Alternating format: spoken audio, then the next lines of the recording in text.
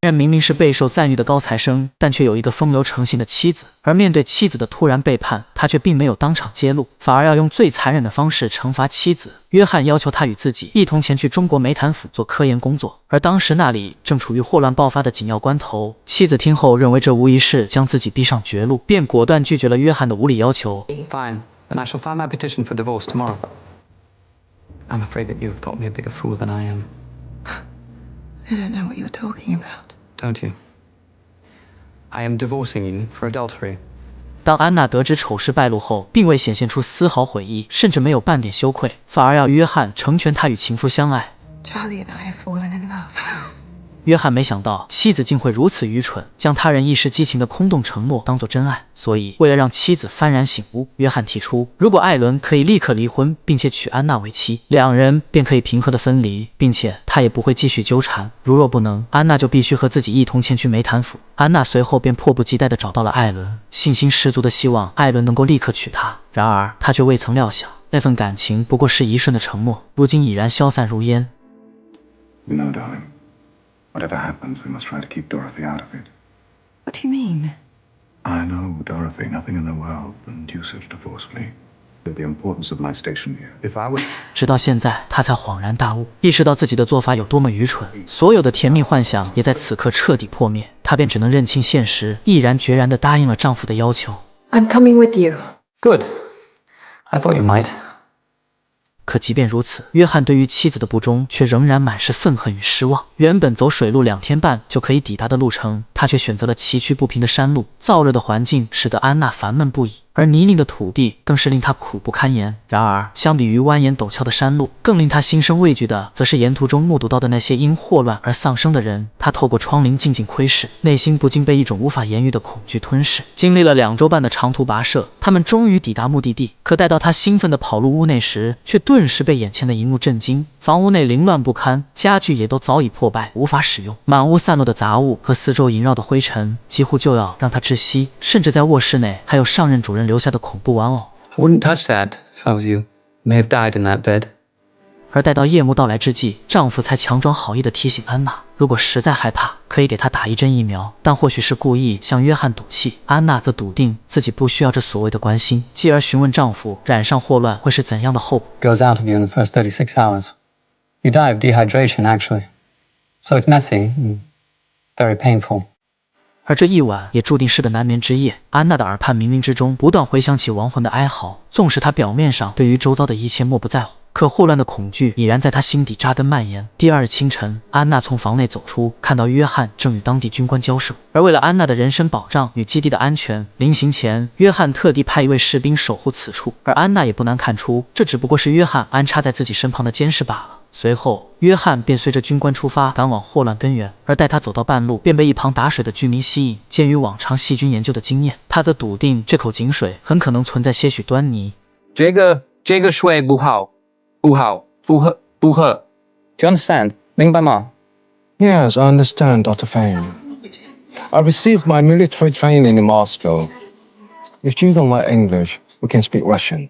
English will be fine. Thank you. 他们继而来到霍乱诊所的深处，这里充斥着苦痛与绝望的气息，无数村民在病痛的折磨中挣扎。纵使约翰早有心理准备，可当真切地目睹到因霍乱而饱受折磨的村民，心中还是涌动出难以名状的情绪。与此同时，安娜独自守在空房内，眼下恶劣的环境以及随时都有可能染上霍乱的风险，几乎就要让她窒息。于是，她便不由自主地再次想起了情人艾伦，幻想着他可以将自己从绝望的困境中救出。但想到此时正处于霍乱频发的复杂环境，她继而找到了当地驻守的副官，不惜向其赠予自己珍藏已久的唱片，也要将这封如同黄粱一梦般的信件寄出。然而，当副官接过安娜递来的信件，他便被上面艾伦的名字吸引。原来这名副官也曾与艾伦有过交集，还坦言约翰此人喜欢到处沾花惹草，并且他曾扬言那些轻易上钩的女人不过只是一些不入流的货色。副官的话语如同一把利刃，刺痛着安娜脆弱的心房。她无奈地笑出声来，随后便带着信件尴尬的就要转身离开。副官却在此刻叫住了他。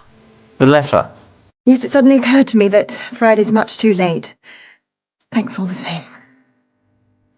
待到他回家以后，内心早已凌乱不堪。他愤怒地撕毁了饱含深情的信件，连带着艾伦曾送给他的吊坠一同丢到一旁。他对于情夫所抱有的唯一幻想也就此破灭。她便想再度与丈夫修复关系，恢复如初的亲密，可换来的却是无尽的冷漠。虽然两人身处同一屋檐下，但空气中却弥漫着一种沉寂的隔阂，仿佛一道无形的屏障阻隔于两人之间。而正当此时，佣人端上来一碗蔬菜沙拉，可由于其中的蔬菜没有煮熟，有感染霍乱的风险，约翰便连忙让佣人拿下去。然而安娜却执意要将沙拉留下，并且拉到身旁，带着挑衅的眼神吃了起来。这不仅是对约翰冷漠的反抗，更是宣泄心中的不满与挣扎。可此时的约翰已经被情绪所控，只是赌气般的一把夺了过来，吃下了那个可能会被感染的沙拉。他们以各自的方式宣泄着对于彼此的不满。艾伦的无情抛弃与约翰的冷漠对峙，仿佛两座无形的巨山，压得安娜心力交瘁，内心的疲惫与痛苦几乎让她难以呼吸。她在绝望的处境中游离，打算一走了之，可刚一出门，便看到了地上横陈着因霍乱而丧命的村民。然而她却不由自主地缓缓靠近，或许唯有离开这浮世的一切，才能获得真正意义上的解脱。可好在副官及时出现，才避免了悲剧的发生。而与此同时的约翰，也将对于妻子的愤怒全盘发泄于科研工作中，霍乱的缘由也在他的努力中逐渐浮出水面。不出约翰所料，正是村中那口水井被瘟疫感染，为了防止霍乱愈发严峻，他不得已只好封存那口村中唯一的水井。然而这一决策也直接导致村民们的生活用水只得去4昆里之外的水源取水，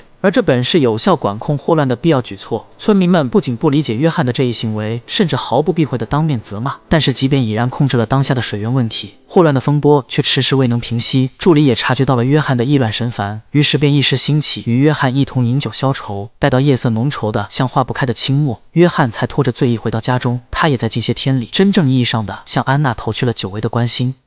Bearer of a message from the Mother Superior. Who? The nun who supervises the orphanage and the hospital. Apparently Mr. Waddington has spoken of you. She would very much like to meet the loving, loyal wife of the compassionate Dr. Fane. Right. Then I must prepare myself for the charade. 可话音刚落，约翰便重重地摔倒在地上。或许只有酒意熏心，他才可以真切地袒露出对于妻子那埋藏于心底的情感。次日清晨，安娜便按照丈夫昨日的嘱托前往修道院。然而，当她走入村庄时，才发现被霍乱笼罩的村庄已经是满目疮痍。这里没有繁华都市的热闹氛围，徒有凋零疲惫的乡村景象，以及大街小巷中成群结队的孤儿。而修道院便是他们唯一的栖息之地。当她踏入修道院内时，便真切地感受到了这里独有的静谧与祥和。然而，院长却告诉安娜，这里的安宁与和谐都要归功于她的丈夫。自从约翰博士来到这里，他便呕心沥血地救治病人，并且与当地的医疗团队夜以继日地开展解救霍乱病情研发工作，几乎没有留给自己过余的休息时间。随后，他便伴随着院长的脚步，参观了院内学习纺织工艺的孩子们，以及萦绕着纯真孩童歌声的音乐房。此时的修道院仿佛剥去了霍乱的阴影，而安娜也在此刻真切地体会到，丈夫所做的一切不仅仅是伟大，更是一种无私奉献的精神象征。一想到自己曾经的愚蠢行径，以及近日与丈夫的针锋相对，安娜的心头不禁涌起一股难以名状的痛楚，仿佛所有的回恼与自责就要将她淹没。于是到了晚上，她早早地准备了晚餐，等待着丈夫的归来。可约翰却迟迟没有消息，安娜便随即带着晚餐来到了约翰的书房，却发现此时的丈夫已然累倒在桌子上。听到安娜的脚步，约翰在此刻从睡梦中醒来，可面对安娜的体贴关怀，丈夫却依旧没有给予她期待中的温暖回应，只是依旧沉浸在自己的思绪里。冷漠的态度让她感到一股深深的隔阂，仿佛这场无声的风暴始终难以停歇。安娜却不愿就此放弃，纵使她明白自己的过错，以及此刻与丈夫那难以泯灭的裂痕，但她还是在焦急不安的心中吐露出了内心的挣扎。 Thanks, Walter. Will you stop punishing me? Do you absolutely despise me? No, I despise myself Why? for allowing myself to love you once.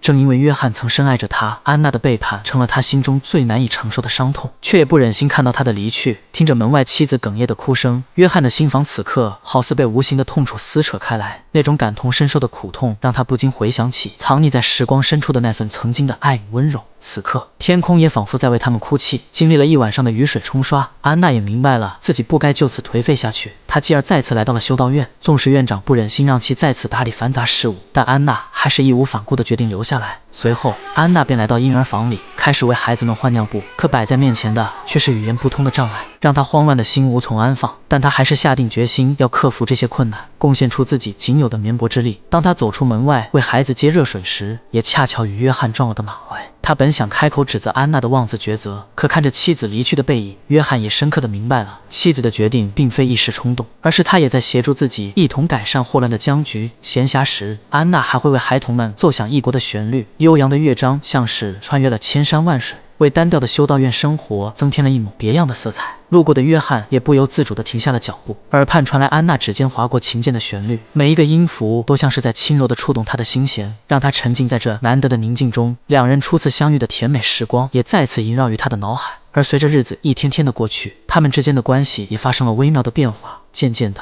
那份两人独有的默契和理解也悄然浮现。即使提到过去那些痛苦的回忆，两人之间却不再是责难和隔阂，只是一笑而过的释然与宽容。 I suppose you're right. It was silly of us to look for qualities in each other that we never had. Walter, why didn't you break down that door when you knew I was in there with Charlie? Might have at least tried to thrash him. He wasn't worth it. Or maybe I'm just too proud to fight. I don't know about that. 然而，在经过约翰长时间的追查，终于发现了霍乱久久难以平息的真正源头。原来，村民们将亡故的亲人葬在了紧邻水源的地方，尸体的污染也直接导致了霍乱的不断蔓延。可当他提议将尸体迁移，从而阻遏瘟疫时，却遭受到了村民们的强烈反对。在他们的眼中，这块临近水源的风水宝地，无论如何都不可轻易触犯。但是，即便如此，约翰还是和当地军官一同强行转移处理了这些被感染的尸体，并且封存了下游水源的供水。而这一必要的防疫举措，直接触犯了村民们根深蒂固的传统信仰。再加上曾经无比安宁的水源地，如今也被干扰，使得大批村民游行于街道上，而他们也把愤怒的矛头指向了此时正赶着回家的安娜。他们冲到安娜身前，毫不犹豫地将她推倒在地，还未等安娜感受到膝盖传来的疼痛，眼下步步逼近的村民却让她心中蒙上了前所未有的恐惧。纵使她再怎么逃窜，熟络地形的村民还是将其逼上了绝路。语言不通的她像是堕入了无法挣扎的深渊。好在约翰及时出现，如同一缕光芒，为其阻挡了暴怒的村民。紧接着，士兵也随之赶来，他们才终于从困境中脱离。自此以后，他们的感情也更加坚韧，过去的痛楚与阴影被彼此的理解与关怀彻底化解。他们继而徜徉于湖光山色之间，轻轻划过平静的湖面，彼此的心跳仿佛在此刻达到了完美的和谐。湖水如镜，倒映出他们相濡以沫的深情，那份宁静与安逸也将彼此的心紧密地交织在一起。也就在此刻，安娜看到约翰为了帮助村民们解决水源问题，利用风车的原理，将未被感染的上游湖水利用地势的层层引流，继而引入千家万户。然而，命运总是充满戏谑。这天，安娜像往常一样带领着孩童载歌载舞，欢声笑语回荡在修道院的每个角落。而就在此时，一股难以言喻的昏厥顿时侵袭于他的脑海。而待他从昏迷中醒来，院长却告诉他一个无比震惊的消息。 Am I going to die? Calm. You mustn't be so silly. Listen, ma chère. Is it possible you are with child? 安娜此刻不敢相信眼下发生的一切。 No. Oh, yes. No. Yes. 明明自己与丈夫的关系才稍作融洽，而这个突如其来的消息却令她心乱如麻。她难以确认这个孩子的父亲究竟是谁。待到约翰闻声前来，安娜的神情一度陷入恍惚之中。 I'm pregnant. Am I the father? I honestly don't. I'm sorry. Well, it doesn't matter now. 安娜原本以为他们的关系将会因此陷入到无法挽回的境地，可约翰的爱却是那样的深沉与宽容，已然包容了他曾经的过错与棱角。或许真正的爱情，便是在彼此最脆弱时，能毫不顾忌地放下曾经的伤痛，宽容对方的一切缺点与过失。此刻，爱不再是简单的无条件接受，而是愿意为彼此修补裂痕，抚平创伤的相互救赎。而随着约翰水源工程的接近尾声，一股股清泉从主管中流出，村民们的称赞声萦绕于约翰的耳畔。可还未等他享受片刻的欢愉，河流下游的难民却如潮水般倾洪而至。在没有事先管控的情况下，霍乱于此刻再次爆发。安娜也为了安全起见，只好与众多孩童躲在修道院内。伴随着晨曦破晓之际，约翰踏足于伤痕累累的村庄之中。霍乱的情况如今更加严重，他只好来到修道院，给予安娜深情的一吻，继而踏入到霍乱前线当中。而自此以后，安娜一连等了数日，都未曾得知约翰的消息。直到这天晚上，副官前来告知他，约翰已然感染了霍乱。听到这个残酷的消息，他的世界仿佛在那一刻彻底崩塌，所有的希望与理智都随之破碎。安娜没有做过多的思考，只是目光坚定，毫不犹豫地在夜色中向前奔行，每一步都充满了焦虑与决绝。不论他们再怎么阻拦，安娜还是义无反顾地来到丈夫的身旁。看到安娜的到来，约翰也再次涌起了生还的渴望。可尽管再怎么努力和病魔抗争，内心深处的瘟疫早已扎根，让他痛不欲生。而约翰也在最后一刻说出了内心埋藏的愧疚。Forgive.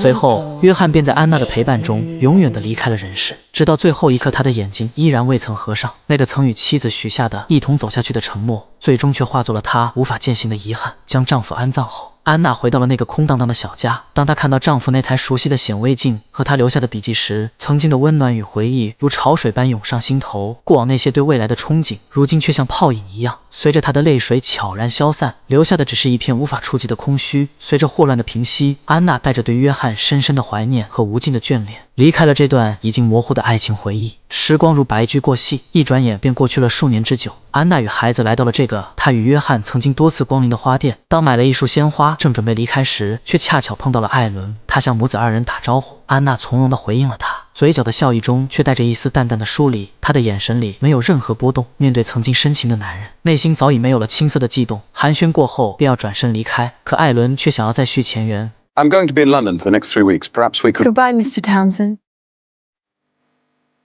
Goodbye, Mrs. Fane. 他没有再做挽留，深知眼前的安娜已然褪去了当年的懵懂。 Who's that, Mummy? No one important, darling. 面纱不仅仅是一段爱情的故事，它更是一场关于生命、选择与救赎的深刻反思。从中我们可以明白，爱情并非总是完美无瑕，往往充满了坎坷和波折。正是这些考验，才会让它变得愈加真实，愈加触动心灵。在生活的风风雨雨中，我们看清了彼此的脆弱与坚韧，也在无数次的挣扎与妥协中，逐渐体会到什么是真正的爱。当我们最终揭开那层看似美丽却复杂的面纱时，呈现在眼前的是经过岁月洗礼的情感，是无私的奉献与包容，是那种无需言语的深情。爱情的真正意义，并非取决于拥有的时光长短，而在于它如何塑造我们的灵魂，让我们在岁月的长河中依然记得如何去爱，如何去关怀。